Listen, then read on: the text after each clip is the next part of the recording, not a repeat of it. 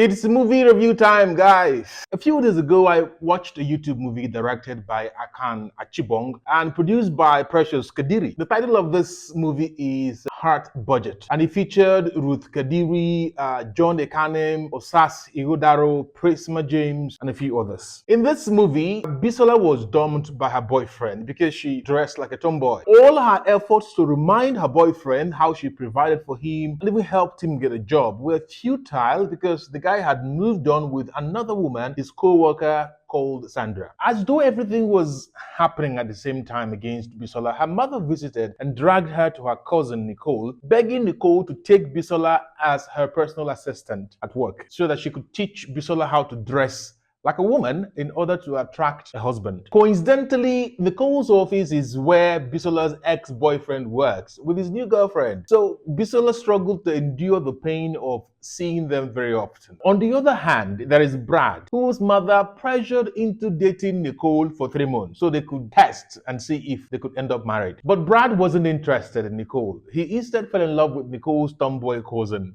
Bisola. Now, there are a few things I like about this movie. Firstly, girls who dress and behave like tomboys often suffer discrimination when it's time to get married. And so I am happy that this movie brings the issue to the fore and tries to show Bisola as a normal woman whose only crime is dressing and walking like a man, that is in a masculine way. The fact that Bisola, not Nicole, her very feminine cousin, wins Brad's heart is a deserving mockery of Nicole's claim that no man would ignore her and become attracted instead to Bisola. So in essence, the movie's point is that tomboys are normal human beings deserving of love and friendship, and also very much capable of attracting love interest from men.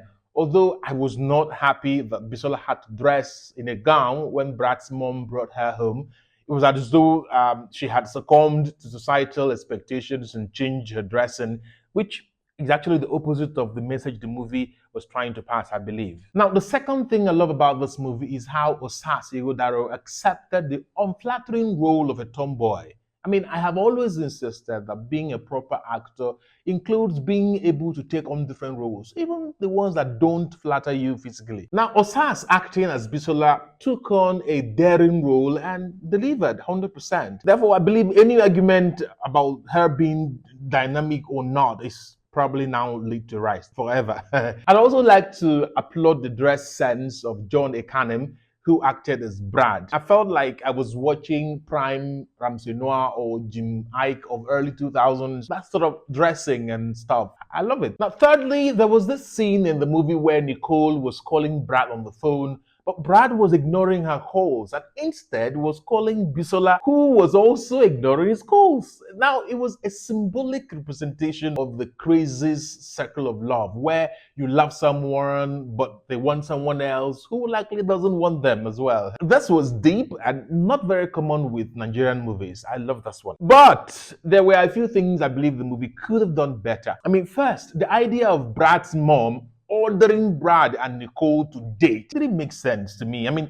Brad was rich, he was independent, and was almost 40. So what power did his mom have over him to make such an order? It's different from a mom pestering the son or the only son to get married. This was not just pestering, it was ordering him. You must do it. And so it didn't make sense. I mean, this guy could cook for himself, he was rich, he had his own job.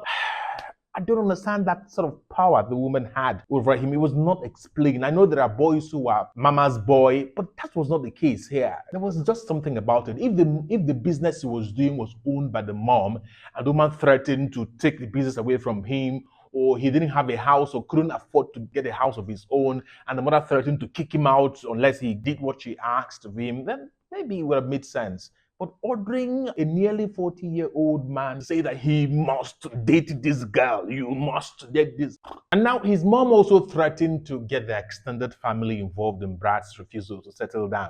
And I was also wondering what effect that would have on Brad. So if she went and told the extended family that Brad didn't want to get married, so what would it change? So why was he scared by that threat? He even told her that she didn't get along with them. So why would she now go to tell them? So if they didn't get along, what would come out of possibly telling them that Brad didn't want to get married at close to 40? Secondly, why did it take Bisola's mom about 25 years to try to change Bisola's tomboy dressing? And why did Nicole allow Bisola to continue dressing like a tomboy even though Bisola became Nicole's PA so she could learn to dress like a woman? The reason for the mom asking that Bisola become Nicole's PA was defeated because she was still dressing like a tomboy. So what's changed? And this shows that the writer and the director were simply looking for a reason to bring Brad and Bisola together. Maybe by Bisola working in Nicole's office, it would not justify Brad running into Bisola the way he did, right? So probably that was the aim. But I think that Bisola and Brad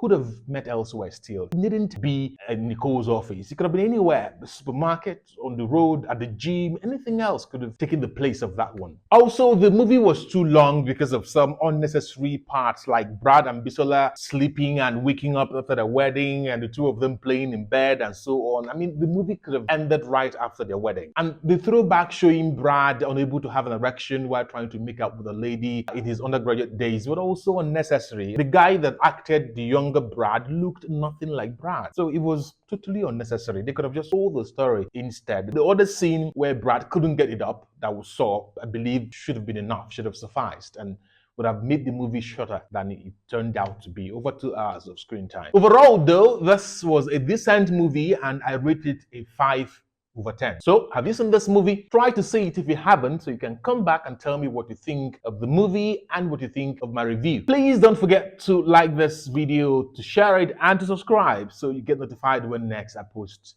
a review.